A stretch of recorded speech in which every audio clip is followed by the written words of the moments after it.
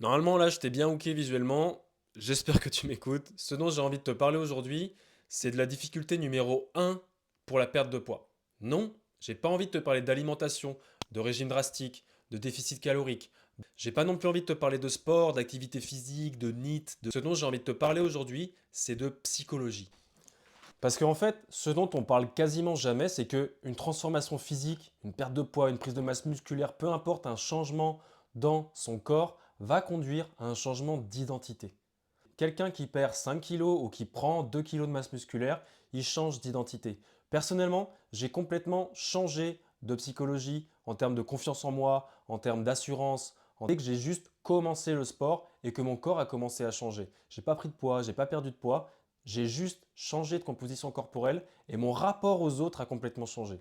Imagine que tu pèses 140 kilos.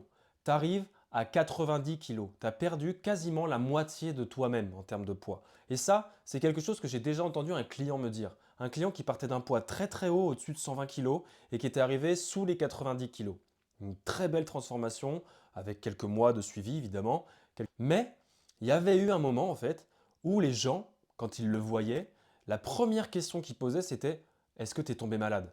Parce qu'il ne l'avait jamais connu comme ça. Même lui ne s'était jamais connu comme ça. Quand il se voyait dans le miroir, il voyait quelqu'un d'autre. Si vous prenez des photos d'avant, après, d'une immense transformation sur 1 an, 2 ans d'échelle, on a l'impression que ce n'est pas la même personne. Et ce n'est pas la même personne. Et ce qui peut être du coup une vraie difficulté, c'est les paliers psychologiques de la perte de poids. Et on n'en parle pas assez.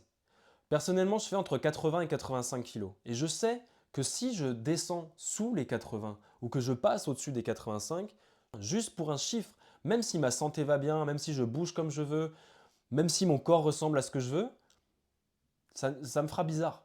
On a tous des paliers comme ça. Et on a tous même des paliers qui sont plus proprioceptifs, kinésiologiques que vraiment chiffrés.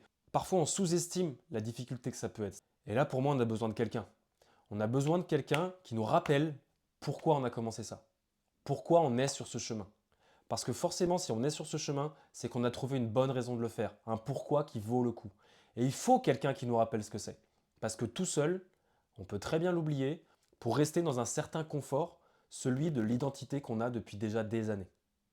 Alors ne minimise pas la psychologie et la perception de toi dans ton parcours et fais-toi accompagner.